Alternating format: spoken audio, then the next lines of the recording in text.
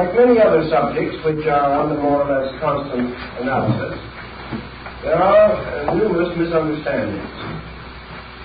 European alchemy is not of great antiquity, and the rumors about its roots in the mysterious past are highly symbolized. Actually, we have almost nothing on the subject of alchemy in European literature prior to the beginning of the 15th century, A.D. And nearly all of the so-called earlier works are backdated. That is, they were prepared and printed after the year 1500, but with fictitious dates of an earlier period added to them. There is very little of alchemy in the incunabula printing of the first 50 years of printing, between 1445 and 1500. And we have very little evidence that the alchemical writings attributed to ancient authors are genuine. For example, there are books, presumably, alchemical writings of Aristotle, which are certainly comparatively modern fabrications. Also, a number of fictitious characters were invented during the 16th and 17th centuries as having lived at a much earlier date, but these inventions or unreal persons have no historical foundation. Actually, we find the phenomenon of the rise of alchemical symbolism in thought almost paralleling the rise of European astrological speculation and the rising of secret societies and of Rosicrucianism in Europe. Now, alchemy is not limited to European countries, that we know. Remnants of it and references to it are to be found in the writings of many ancient Asiatic peoples. But the rise of alchemy in China, like that in Europe, is comparatively late when compared to the fabulous and legendary accounts thereof. So we must recognize we're in the presence of a rather mysterious situation, namely that a art or cult arose in Europe which was given an antiquity by means of a certain exaggeration on the part of those working with it. And actually, alchemy, as we are going to consider it, developed within the period between about the year 1500 and the year 1700. During these 2 centuries, this symbolism developed and elaborated itself almost beyond human imagination.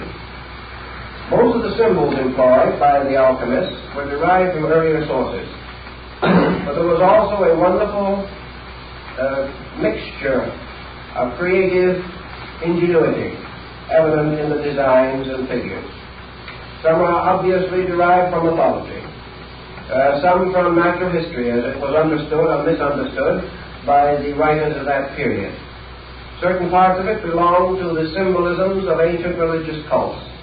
A part was taken from the older symbolism of astrology. Still other elements are almost unique to alchemy and do not occur elsewhere.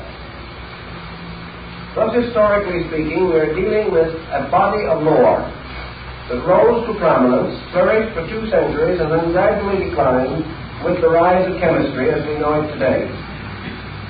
I think we should bear in mind that there was an alchemy in antiquity, very roughly and inadequately drawn, but that actually, while we say that alchemy is the mother of chemistry, we might be wiser to realize that there was also a chemistry prior to alchemy, and that alchemy did not simply give rise to chemistry.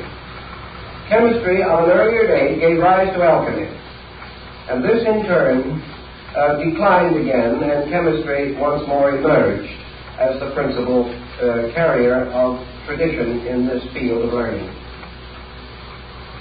Now, in consideration of these elements and factors, we are not in the presence merely of a great traditional account handed down for thousands of years, but of a cleverly devised program, integrated and perfected within a comparatively short period of time. This integration has a definite bearing upon the perpetuation of certain schools of philosophy and mysticism that originated in antiquity and also passed through various vicissitudes in the rise of European culture. Let us try to draw a picture of Europe at the time of the emergence of alchemy. Europe itself was coming out of the Dark Ages. It had just passed through the Renaissance and the Reformation. The human mind was beginning to break the tremendous bonds that bound medieval man to a reactionary traditionalism. The human mind was also rebelling against the dogmatic theology which dominated this entire period of European history. For several hundred years, men had been unable to use their minds. In the first place, there was no way of training minds. There were no schools. There were no universities. There was practically no opportunity for the average citizen to become educated. The second problem was that Europe was devastated by natural and man-made catastrophes. The bubonic plague swept Europe, and during the course of about 300 years, its periodic ravages totaled somewhere in the neighborhood of some 50 to 100 million human beings died of this plague. During this same period also, the rise of the Inquisition is to be noted, and the tremendous attack upon heresy, upon liberalism and free thinking of all kinds. Even such schools and universities as did come into existence under the great cloister school system of Charlemagne were limited by a most reactionary and patristic philosophy. Even the physician did not dare to perform autopsy, did not dare to dissect the human body. He was bound completely to the writings of Galen and Avicenna, authorities, traditional authorities, whose writings covered the field from the minor ailments of the human body to the probable causes of volcanic eruptions. These traditional textbooks did not give any opportunity or any individualism to the mind of the person. It was simply schooled according to tradition, schooled within a very narrow boundary of acceptances and rejections. Within the church itself, a number of systems of philosophy had arisen, particularly the philosophy of St. Thomas Aquinas. This man had a magnificent mind, but bound as he was, again, by the limitations of his church and his time, he was unable to break through into the free atmosphere of liberal thinking. Rebels of that period, like Bruno, Savonarola, and even Paracelsus, paid with their lives, or with their worldly goods and honors, for their efforts to break through this traditional path. In this same period, demonism and demonology and necromancy flourished. The mysterious magic attributed to King Solomon was restored. The grimoires came into existence, and men went out to crossroads at night to invoke spirits. It was a time of rather dismal intellectual benignness. Yet this oppression forced upon man was not exactly in order with his growth and evolution. A more ancient man had achieved much more. The Greek and Roman civilization had given to the world a magnificent look. The philosophical attainments of Egypt and the Near East were spectacular. And these achievements and accomplishments did not simply die. They could not. The human being will not stop thinking and cannot stop thinking because someone tells him he must. Thus, there was beneath the surface of European thought and European life a tremendous surge of intellectualism, a surge which could not break through, but which did begin to emerge as soon as the Protestant Reformation began to lift the boundaries on human thinking. So against this pressure from within the individual himself, the pressure of his own inadequacy, there was the force of a limiting condition of environment.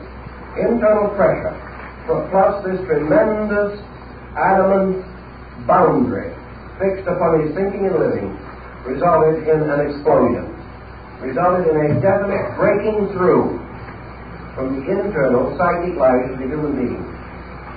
Now, we cannot say, I don't agree with some psychologists who affirm that alchemy simply emerged from the individual, that it did remotely and originally do so, and that its forms undoubtedly were influenced by the pressures of the human psyche. We do not deny. But I cannot accept that it was merely a spontaneous outburst. It was too well organized, too well developed, too carefully thought through. It is far more reasonable and likely that it represented a new appearance of a tradition struggling to restore its own place as a leader in the intellectual life of the human being. Now we know, as I have told you in other lectures, that after the Crusades, the returning Crusaders and the Templars and many other groups brought back to Europe a great deal of wisdom from the Near East. Also, the rise of Moorish culture in Spain resulted in a liberation of the human mind and a return of lines and departments of knowledge hitherto long removed from European civilization and culture. We know that all through this transition period, secret societies originating in antiquity and perpetuated quietly but strenuously by certain individuals did move beneath the surface of European life and politics. These societies, striving for survival and also for their major purpose, which was the liberation of the human mind, continued to operate quietly but effectively, as we know from the stories of the troubadours, the guilds, and many other groups. Now, as far as it is possible to determine, alchemy was devised as a means of perpetuating a secret kind of knowledge under the symbolism of chemistry. Now, why was chemistry chosen? Let us reply by asking another question. Why did the Dionysians and later Masonic organizations use architecture for exactly the same purpose? In other words, we know that the Dionysians believed that the building of a temple was a symbolization of the building of society and of the human soul. But at a time when it seemed advisable to move in secrecy, the active properties of the esoteric law were concealed under appropriate figures and devices. And just as the building of Solomon's temple came to mean the building of human society, so the transmutation of metals came to mean the transmutation of the personal and collective life of humanity. The symbolism was adroit because the alchemist had hit upon a basic truth, namely that all departments of nature can be brought under one general pattern, and any science thoroughly understood is a key to nearly all other forms of learning. Thus, in alchemy, the entire weight of an important philosophical system was trusted to chemistry and chemical symbolism. We may say that this was suitable and proper for the reason that against this symbolism there was no well-integrated body of opposition. If these philosophers revealed themselves as philosophers, they would have been persecuted. Had they advanced their ideas on a religious level, they would have been executed. Had they attempted to develop psychological training, they would probably have fallen victim to the Inquisition. But as chemists, they had several appeals. First of all, medicine and the chemical sciences were accepted by theology. They were accepted as necessary, and the Church had no direct opposition to the advancement of medical science. It did not agree with it particularly, but it accepted it. The second thing is that this symbolism strangely intrigued the covetousness of the human mind. During the rise of alchemical symbolism, many princes, powerful leaders of both church and state, hired and maintained alchemists and carried elaborate research programs because alchemy promised to transmute base metal into gold and to discover the universal medicine and the elixir of life. And there wasn't a rogue in Europe who didn't want to live longer. And there wasn't a king in Europe who did not want additional funds in the treasury. So the appeal to the cupidity and the selfishness of mankind helped to protect the alchemist from persecution. He had hit upon a wonderful formula. And even though he did suffer to some degree from the greed of princes, still for the most part he was catered to and pampered. And we remember the Street of the Gold Makers in Prague, in Czechoslovakia, where a whole colony of these alchemists worked together for a number of years under the princes of Bohemia and other royal patrons. Now, it must have been rather interesting to realize that these alchemists were supported, maintained, and nursed along by the very tyrants who alchemy expected to eliminate. But it was only timely to carry the step as we must by degrees. Now we have many hints, for example, that alchemy was a well-integrated kind of chemical guild, just as the tailors and the shoemakers and the various guilds were a closely integrated body with their obligations, with their trade union patterns. So the chemists formed a guild, and the great guild of the chemists gradually turned into the guild of alchemy. Now let us take another parallel to this, because I think it is helpful to us, and we want penetration as well as coverage. I have made considerable research on the activity of architectural guilds in Europe during the period of the great cathedral builders, and we've come across a number of very interesting facts. When a great community or a powerful prelate of the church was resolved to build a cathedral, it was a great undertaking in those days. And if you visit the marvelous cathedrals at Chartres or Notre Dame or one of the wonderful churches in Florence, in Verona, you will realize how great an undertaking these cathedrals really were. The local villages, of course, could do very little, because at that time the village around the cathedral was just a little mass of huts, practically, around this magnificent building. Even today, the cathedral towns of Europe can be seen for miles, but only the cathedral, standing what appears to be alone, but actually surrounded by the low buildings of the citizens. When the time came to build a cathedral, the designer, the architect, or the sponsor, let it be known to the wandering journeyman. Perhaps in town at that time there was a carpenter, or one or two stonemasons, who passed through on their apprenticeship. These were told, and in 3 months all Europe knew. These wandering journeymen, traveling from place to place, told everyone along the way. They in turn told everyone else that they met, and so on. And so in 3 or 4 months, the whole of Europe knew that this great building was contemplated. As a result of that, qualified workmen in all of the lines naturally involved in such a project began to congregate. Now today we would say they would come and probably come up with their trailers or something of that nature and build little community or something of that nature, or move into hotels and boarding houses. Such things didn't exist at that time. When these builders came, they brought their families with them, they drove their cattle, they brought all their worldly goods, because they never expected to leave that community alive. In those days, to build a cathedral was a matter of 200 or 300 years. These men and their sons and their sons' sons would work on that building. It would continue until it was finished. Under such conditions, these builders, some coming from countries that did not even speak the language of the land in which they were to work, did not mingle with the citizens, did not move into the community or the town. They built their own city, a comparatively permanent one. And in one of the cathedrals in which I made some research, we learned that a town composed of nearly 15,000 human beings was built in a few weeks on the site of the work.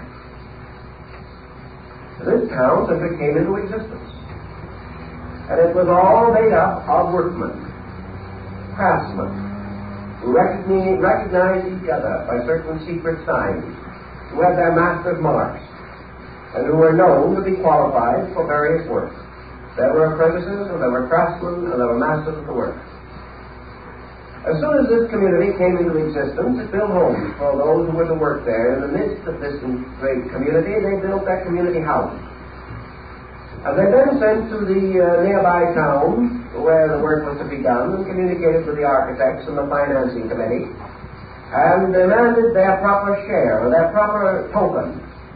For it was up to the community where they worked to supply each one of these men with a pair of gloves, a white lambskin apron, and a certain amount of raw hides and skins to cover the roof of his communion house.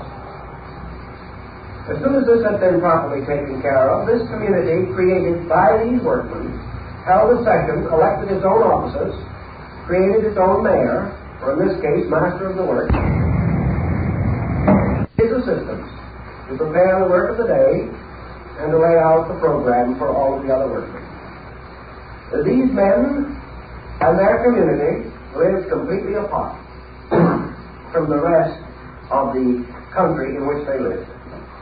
And as the records of the time show, they did not even follow in the religion of the community. These people had their own religion, and several early fathers, writing of these communities of builders, shook their heads sadly over their quills and said that we think that some of them were not as good Orthodox Christians as they should have been. It's quite possible, because from the Near East came men who worked in silk and fabrics, came cutters of stones and gems. From North Africa came men skilled in design and artistry. From Bulgaria, Romania, from the great Slavic states, from all parts of Europe they came, Christian, Muslim, Jew, everything you can think of, but all bound together by the great guilds into which they had been initiated. These guilds created their own world. They created their own cooperatives. They had their own ways of taking care of the widows and the fatherless. They took care of their own sick. They brought their own physicians. They did everything, and they created a form of government which we call today democracy. And that democracy began within the structure of the guilds. Now, if you attended a great meeting of the guild masters, you would attend something that was very interesting. You would find these men gathered in the communion house, or in the community center. And here, on certain intervals, prescribed by their laws and their traditions, they broke bread together. And because not one of these was greater than another, they were seated around a circular table. And in the midst of the table was the gill cup. And this gill cup had on the lip, all around the edge of the cup, little hooks. And on each of these hooks was the crest and shield of a guild master. This cup was filled with wine, and each of the masters drank from the cup, performing a ritualistic Eucharist and rededicating their lives to the great service of the architect of the universe. They were worshipping through building. Their laws were their own. Their secrets were inviolate.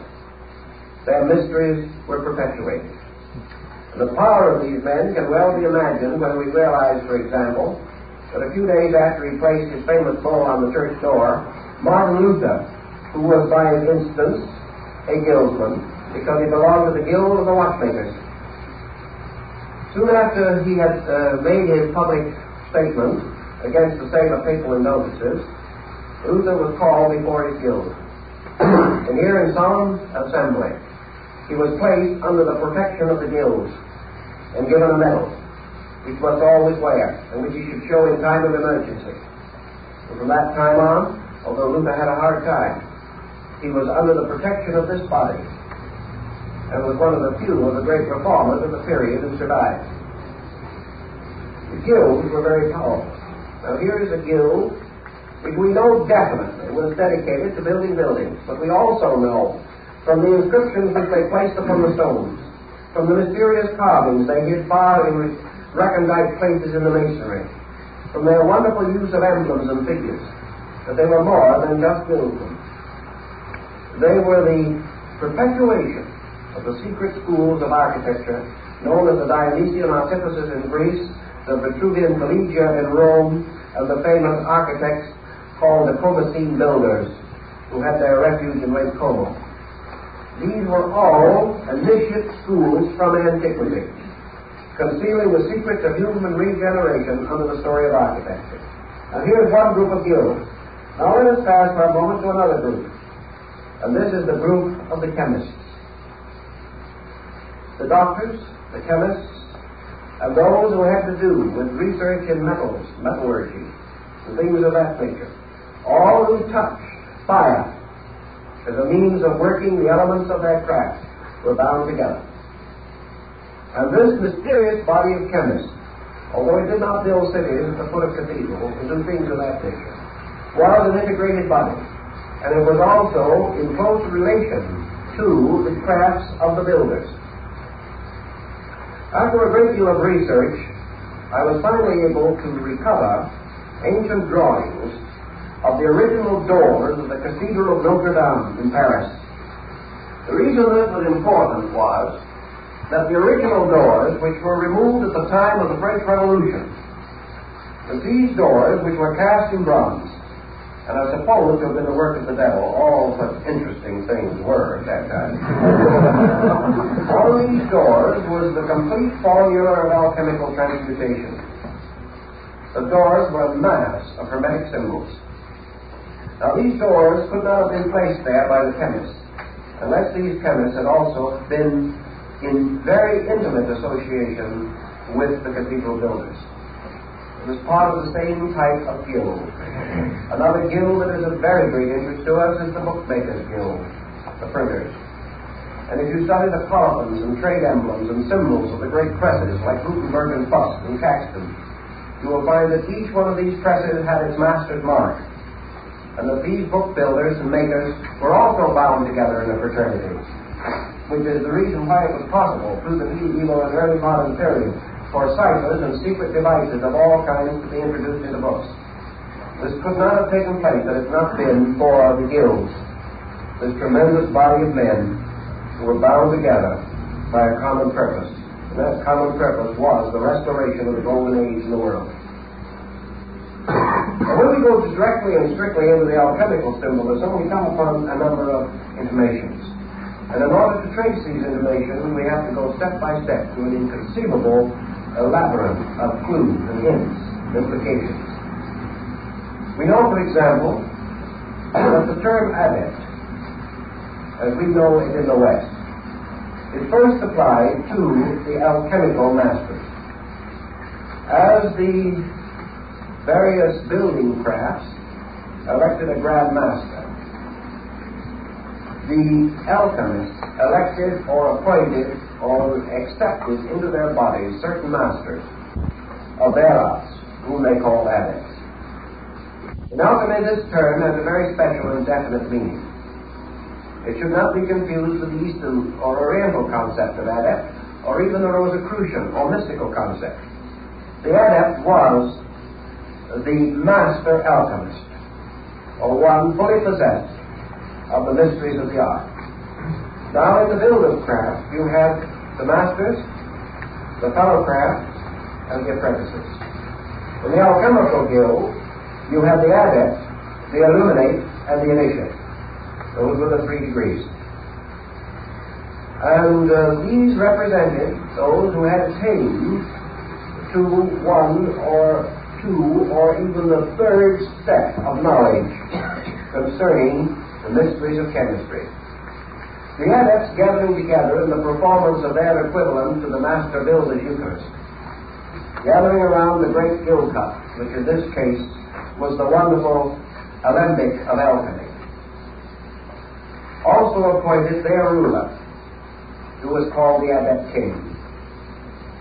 And there's one of the very rare tracts, which is almost unobtainable, states that in alchemy there was the King Emperor, the supreme ruler of the entire school, scattered throughout the world.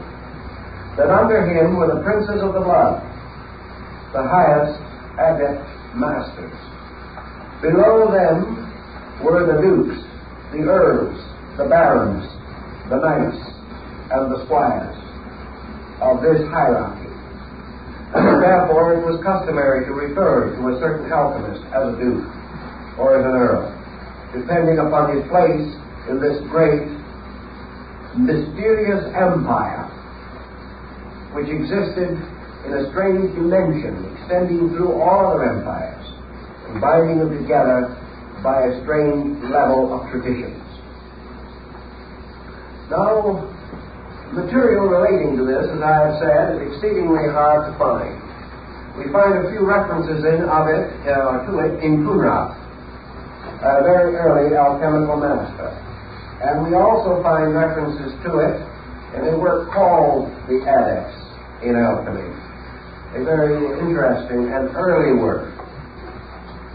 But in wandering through one of the old libraries of Europe, I was able to find this manuscript, which perhaps comes a little nearer to some of this problem than we will find most anywhere else. And as far as I'm able to find out, this is the only copy of it that exists. And this is called The True Adepts, Illuminates, and Initiates of the Hermetic Arts. This is in the form of a kind of biographical glossary. It is almost in the form of a certain biographical who's who in alchemy. And from the first page of this, we learn the definitions as they were used within the body of the alchemical school. The term adept is properly applied to one who has learned the great work and who has performed it. That is the proper term for an adept. The term illuminate or illuminist is properly related to one who has experienced the mystery of the work, but does not know how it is performed. This is a rather curious differentiation. The term initiate is one who has achieved to the knowledge of the method, but has not performed the work. Now this is the way in which the guild of the chemists was divided. Following this is a list prefaced by the fact that it must always and ever be remembered that there are false adepts, false illuminates, and false initiates, but that the genuine ones can be determined only by those who have the knowledge to investigate the secret marks and symbols. Then we have here a list of the adepts of the school, both imaginary and historical, and also the degrees of their development within the school. We learn from this book, for instance, that according to the alchemical tradition, Moses was an adept. We learned that Solomon was an adept. And this brings us very close to the fact that Solomon was also supposed to have been a great architect and a master of those mysteries. Then we learn also, as we go on through these lists, some of the other names involved in this. The Apostle John, a sublime illuminate. Hermes, an adept. Orpheus, an adept. Apollonius of Rhodes, an initiate. Homer, an initiate. Ptolemy, an illuminate. Virgil, an initiate. You can go right down through this book, and you will find all of the principal names and their ranks in the school. We also learn that Avicenna was an initiate. Albert the Great, Albertus Magnus, was an adept. St. Thomas Aquinas was an initiate. Roger Bacon was an initiate. Raymond Looney was an adept. I won't try to read them all because many of the names are not particularly important to us now. But this work carries on through all of the different steps of alchemy, pointing out that these different teachers, masters of the schools, were actually bound together in a pattern. Now when we take an alchemical tradition and we come to the discovery that it includes Orpheus and Homer, we know that we're not dealing with chemistry, because these men were not chemists. We were dealing with an esoteric system of which the alchemical schools in Europe were comparatively recent development. Virgil, an illuminate. Michael Meyer, an initiate. One of the interesting things we find as we go along through here is that a number of names that are a little better known to us are also to be found if we go near the end of the list. We know, for instance, that this list, strangely enough, ends with a comparatively familiar name, and that is Baron Emanuel Swedenborg and Illuminate. Now, when we study Swedenborg and his association with Saint Germain and Cagliostro, we have reasons to believe that the book is probably correct. But this is, as far as I know, the only who's who of the Hermetic Adepts there is. But the principle behind it is that the entire work was an integration, was a definite system devised for a purpose. And that purpose was concealed under a series of alchemical or magical symbols and devices, the meanings of which we will try to explain at least in part as this series progresses.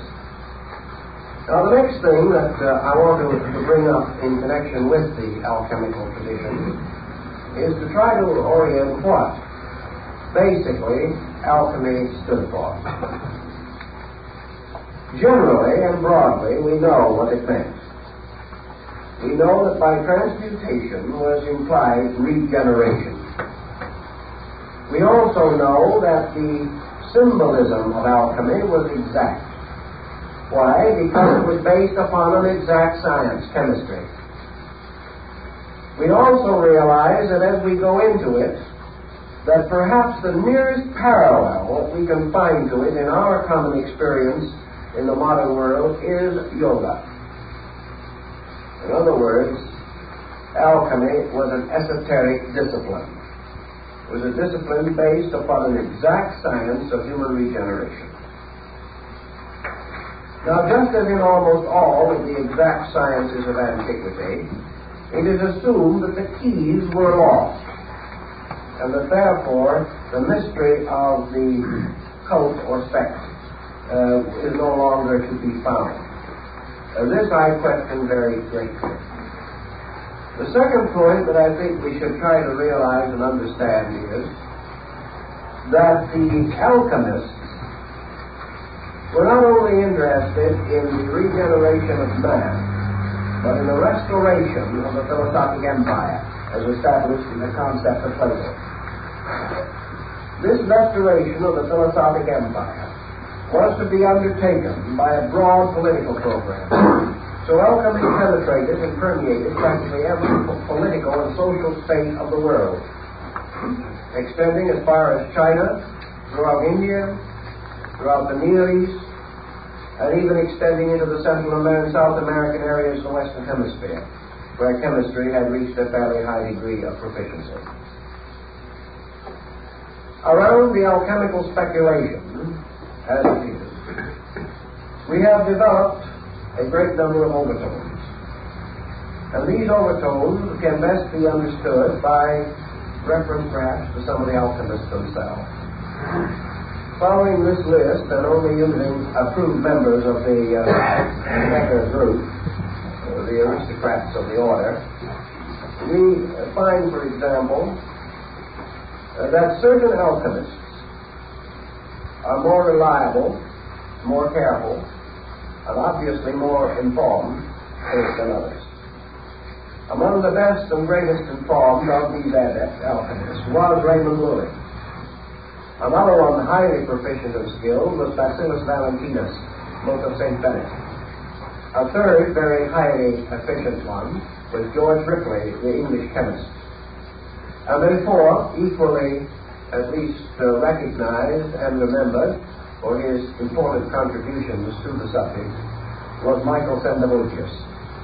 These were among the great names in alchemy. Therefore, when we read them, taking a work such as the Triumphant Chariot of Antimonium by Basil Valentine, we come always upon lines like this: Woe, woe, woe unto the gold makers. And another line in Ripley which says that whoever believes that the transmutation of physical metals is the end of alchemy is a fool. All these things are tossed in. Very little is made up, because at that time it was advisable to unveil the secrets too completely. But the alchemists themselves have left in their published and outer writings irrefutable proof that they were not to be considered merely as chemists, that they were to be considered as the instruments of a secret purpose and art, and that this art they had inherited or brought down from a remote antiquity. The alchemical symbolism itself was very recent, but the method or mystery behind it was very old. The second and another important point is that the alchemical tradition moving into Europe Christianized itself intensely. But this Christianization was no part of its original symbolism. Gradually, therefore, we find the introduction of Christian figures and symbols into the alchemic arts. But wherever they are used in a purely alchemical sense, not in the sense of theology. Just as the mystical symbols of astrology and magic used by Bailey were not to be used in the magical or astrological sense, but in a purely mystical sense, a matter which has been of considerable concern to students of the subject. One of the names associated with early alchemy was Paracelsus von Hohenheim. This great Swiss physician tells us that he was initiated into the mysteries of the spiritual art of chemistry by masters of this art in Constantinople, and that it was among the Muslims that he gained his first great knowledge of the secrets of transcendent chemistry. In all probability, he studied with the dervishes and other Eastern groups who had under another symbolism, the symbolism in some cases of music or song or poetry, had come to the same as did the famous troubadours and the Priard of Ronsard in France. All of these groups were bound together. Dante's Inferno was not intended to be a literal description of the netherworld. Milton's Paradise Lost was not intended merely to be a story based upon a great religious fantasy. These things were tied together.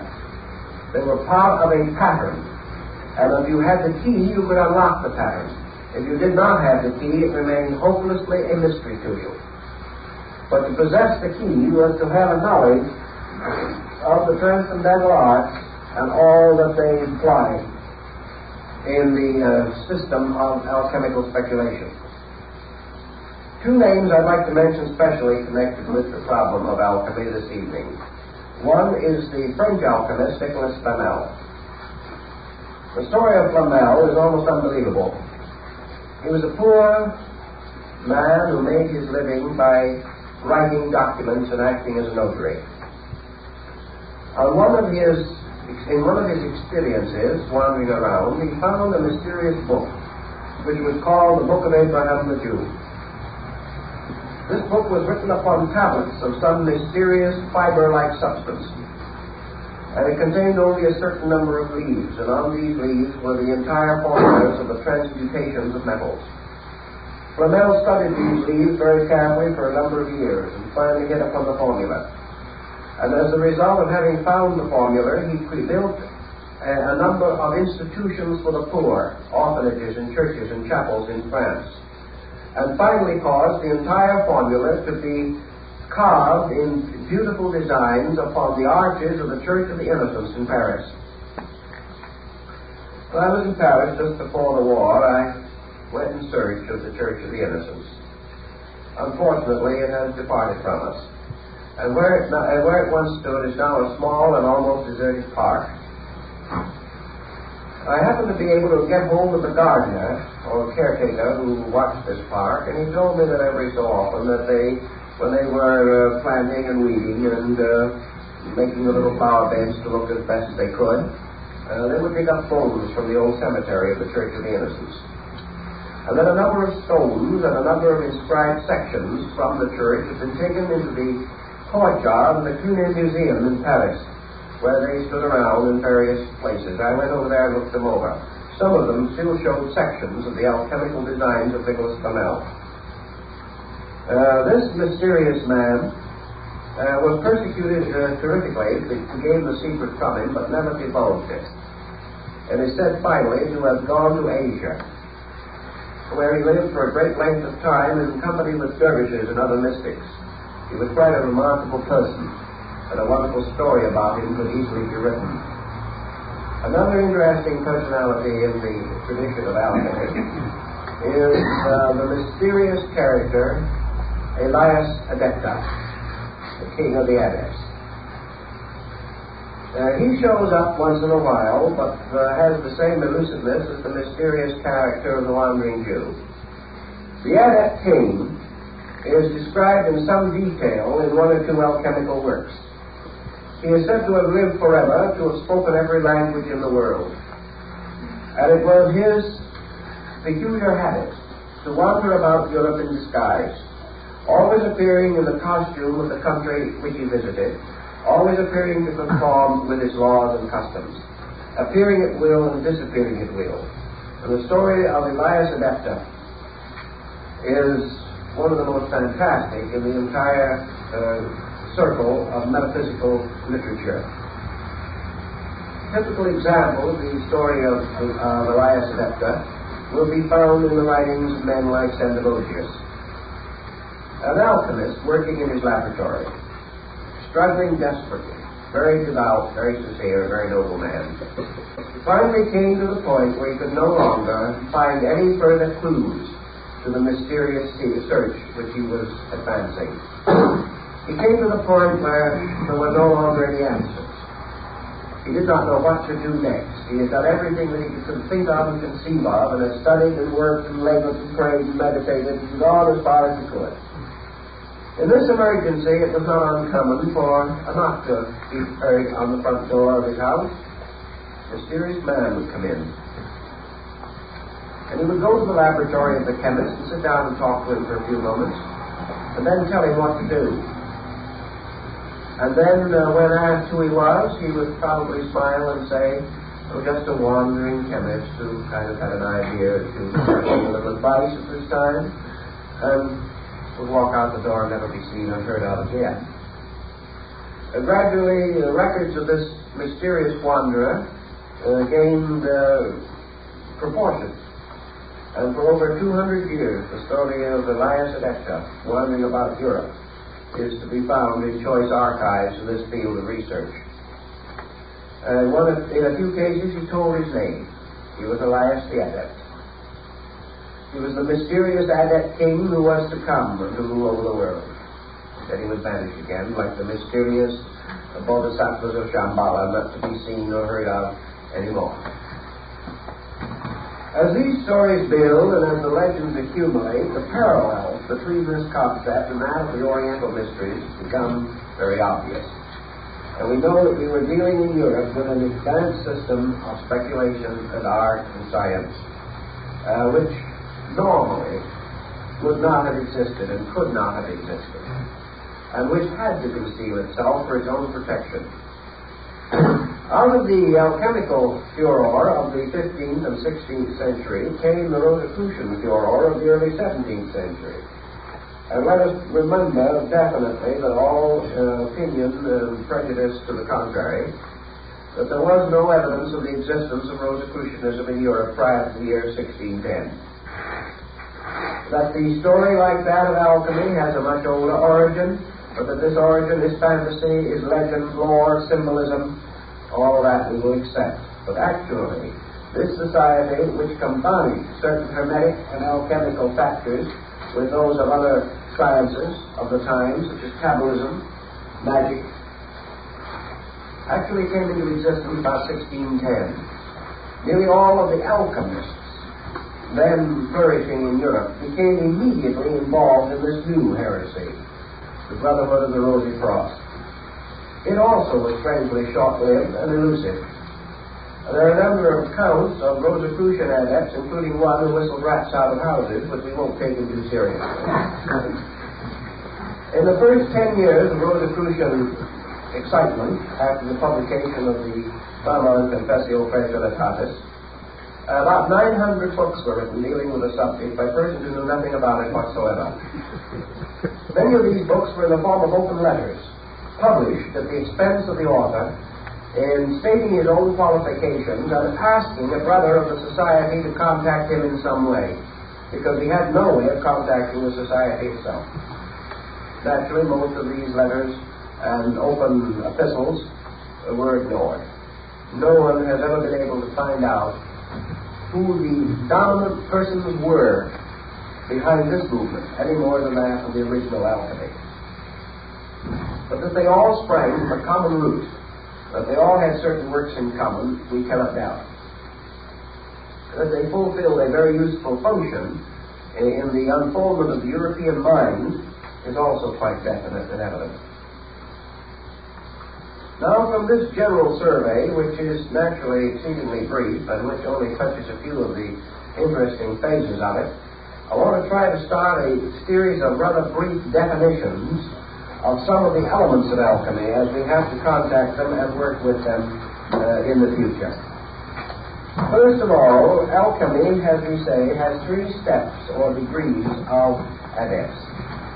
One being the adept himself, one the illuminate, and one the initiate. It likewise had three great works or achievements with which it was concerned primarily under the title or general collective term, the magnum opus, or the great work. The first and supreme work of the alchemist was the formation or the production by art and genius of the philosopher's stone, the lapis philosophorum. Now, the creation of the philosopher's stone was associated identically with the adept himself. The adept, or the master of the school, and the philosopher's stone parallel. In other words, the adept and the stone had something in common, almost something in identity. The second work of the great school of alchemy was the transmutation of base metals. This, the formation of physical chemistry for the production of synthetic minerals and metals, was associated with the third step in the cycle, namely the initiate. In other words, the initiate was the transmuter of metals. The illuminist, who was between these two, was identified with the search for the universal medicine. So we have the three steps in relationship to the three grades. The creation of the stone being the work of the adept, the discovery of the universal medicine being the work of the illuminate, and the transmutation of base metals being the work of the initiate. These three men represented the keys to the works of the grades, or differentiated the labors of the three classes or orders of alchemists. The transmutation of base metals into gold was the work of science. The creation of the universal medicine was the work of philosophy. The casting of the lapis philosophorum, or the great stone, was the work of religion. Thus, religion, philosophy, and science were the three grades, as in almost all of the great mystical things, schools and systems. The first grade was, of course, the grade of the spirit, the second, the grade of the soul, and the third, the grade of the body. Thus, the body was the transmuter of minerals, the soul, the discoverer of the medicine, and the spirit, the precipitator of the stone. Von Welling, the great German adept, gives us a very definite series of definitions, indicating that these accomplishments conceal the rituals, rites, and secret ceremonies of the grades, and that therefore, under the heading, for instance, of the transmutation of metals, we have an interesting symbolism. The alchemist represented metals under usually 7 symbols. These 7 symbols being identical with the planetary symbols of astrology. Thus, for instance, lead with Saturn, iron with Mars, and so on. These were the base metals, and they were formed together in the form of a 6-point star composed of 2 interlaced triangles, and in the center a 7th point, so that the 6 points on the points of the stars and the 7th in the center constituted the 7 metals. Now, the alchemists also Raphael drew this, as defined in his Septium Deum, in the form of 7 of these 6-pointed star patterns arranged in a circle like a wreath. In each one, a different symbol of a different metal was in the center, and the other 6 surrounded it on the points of the stars. Each one, therefore, told us the simple point that the alchemist himself made out, namely that each one of the metals contains all the others. Now, if we take the points of the metals and we change these into the 7 liberal arts and sciences, we shall then have a key to the great social reform of the transmutational level of alchemy. In other words, your 7 metals are the 7 departments of human society. They are the 7 arts and sciences. They represent the 7 races, the 7 continents, all of the great systems of septiums by which the world's life and progress are measured. Each of these contains within itself the seeds of all others. And the alchemist says that the seed of universality is within every particular of nature. Every atom contains all the rest. Every center contains an infinite circumference locked within its own essential nature. Also, the alchemist pointed out that every base metal contained within itself pure gold. Now, the amount of pure gold contained within any atom or any minute particle of matter might be so slight as to be practically beyond discovery. But alchemy said, you do not create gold, you make it grow. The seed of the divine metal is within all base metals. And that the transmutation of a base substance is not actually a change into something that did not previously exist, but the release of that which is forever present in all compounds and in all elements. So that alchemy is the nourishing and the feeding of the seed of gold in everything.